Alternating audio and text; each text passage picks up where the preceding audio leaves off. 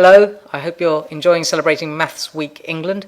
My name's Alom Shaha and I'm a science teacher and the author of this book, Mr. Shaha's Marvellous Machines. Now, I love maths as a science teacher because of the way it helps us to understand how the world works, including things like machines and toys. And my book is all about making your own toys and trying to figure out how they work. And I'd really love to read you the introduction so that you can see where I'm coming from on this. The introduction is called The Joy of Making. I was born in a little village in Sylhet, Bangladesh.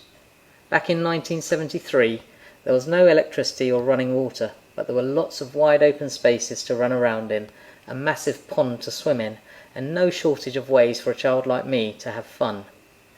My family grew most of their own food and made lots of the everyday things they needed for themselves, including clothes, baskets, toothbrushes, and hand fans for keeping themselves cool. They had to know how to make, mend and maintain a lot of things because they didn't have the convenience of supermarkets or the internet. Of course, they had to buy some things like medicines and the cast iron water pump at the bottom of the hill, but they were experts at recycling and reusing things like glass bottles and plastic bags, which they couldn't make for themselves. When I came to England, I missed my grandparents, aunties, uncles and cousins. But I also missed some of the delicious fruits that used to be abundant, like mangoes, jackfruits and boroi, a small berry that was deliciously sour when dried. My favourite fruit is the lychee, and once we came to England it was a real treat to have just 3 or 4 of these small, fragrant fruits once a year. I remember going back to Bangladesh as a 10-year-old and feeling like I'd won the lottery when someone handed me a whole bunch of lychees straight from the tree. There's another reason why I love lychees. They always remind me of an older cousin who showed me something amazing to do with them after eating the flesh. He took one of the seeds from the lychees we had just eaten, and then using a hammer and a nail, he carefully made a small, deep hole in the top of it. He then took a matchstick and pushed it into the hole so that it stuck firmly. Finally, he gripped the matchstick between his thumb and forefinger and gave it a quick flick, setting the seed whizzing around the table.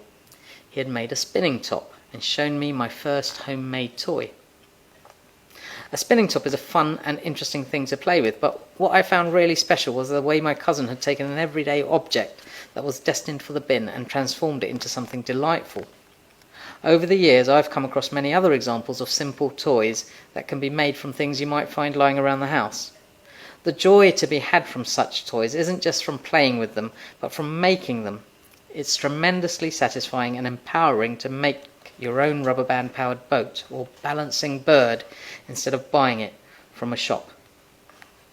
So that's just a little bit from my book, and what I've done is I've given your teacher instructions for how to make one of the toys from this book called the Balancing Bird.